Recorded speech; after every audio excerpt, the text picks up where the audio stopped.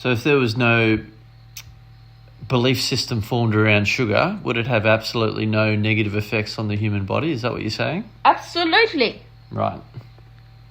It's conditioning, it's resistance that impacts you guys.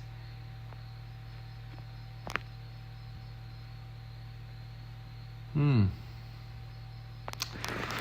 that may change many perceptions to people out there.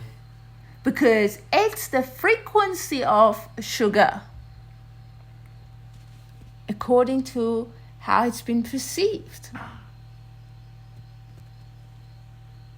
We talked to you about that collective resistance that you guys all are all part of it.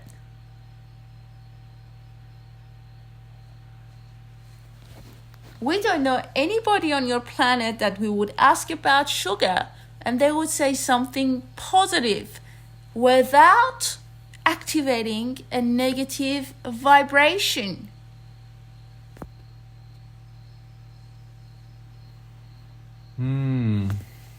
It perhaps wasn't like that once upon a time, though, I would imagine. At some point in time, you know, when scientists got together and somehow managed to finger sugar for causing, you know, cavities and poor health and things like that.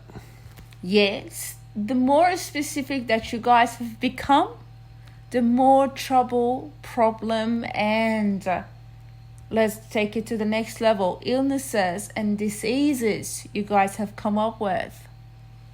Because you have expanded on that core vibration in a negative way. So it started off here, but through your attention, focus, and momentum, it's now really big. Yep. So it's very, very difficult to find one person on this planet that would say something purely positive about taking sugar. Yep. We don't know anybody. And everybody that arrives on the planet, straight away, come and be part of this conditioning. Sugar is bad. Yes. It's the number one killer on your planet.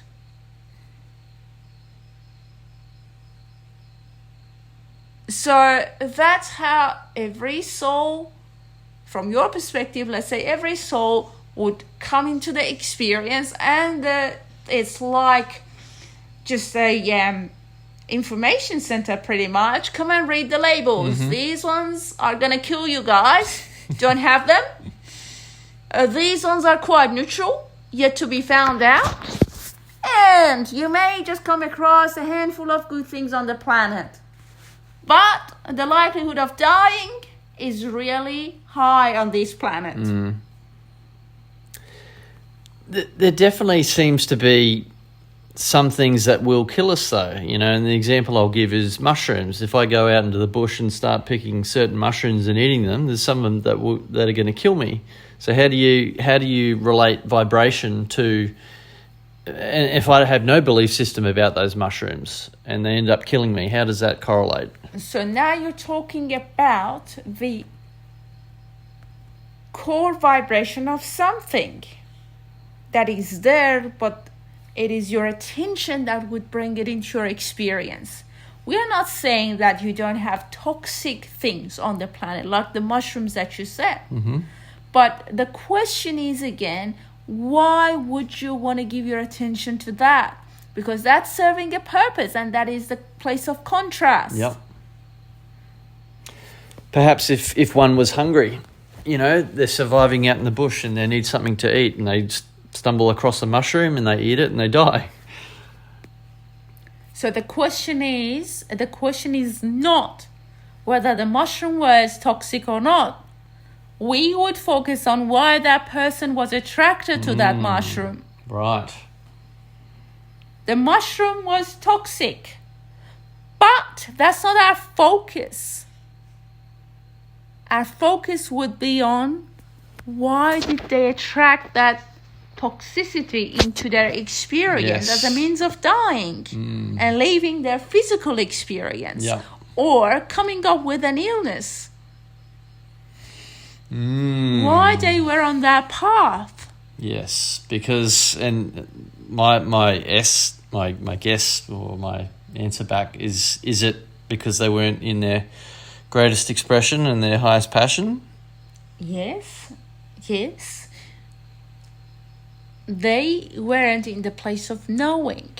Right. They had conditionings that those conditionings were a vibrational match to the essence of that mushroom. Yes. To that toxicity in that mushroom. We're not saying your planet is all about non-toxic, everything is perfect. What we are saying is your conditioning attracts everything into your experience, including that mushroom, including creating realities aligned with sugar kills you. Yeah. So something in each person's vibration is attracted to whatever that thing is. And in the mushroom example, there was something toxic within that person that attracted them to the toxic mushroom. Absolutely correct. Well, that's a big perspective shift on a lot of things in this reality. Wow, that's really powerful. Yes, it's always about your conditioning. As far as we are concerned here, we would always look into your unconscious conditionings. And going back to Maryam, because we work with her, we always say it's her conditioning that creates her world. Yes. And her problems. Yeah. As long as the conditioning is there, there's no point doing something else unless you just sit down and deal with the conditioning.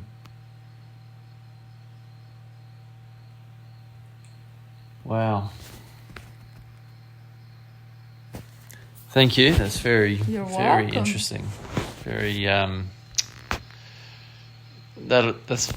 that's just very powerful. So we surely know what we're saying and what we are offering to you, because we know your desire for wanting to know more, wanting to line up with who you truly are. Yes. And we are so glad that we found a way to co-create that with you at this level. Yeah, I appreciate this co-creation. Yeah, you're very welcome.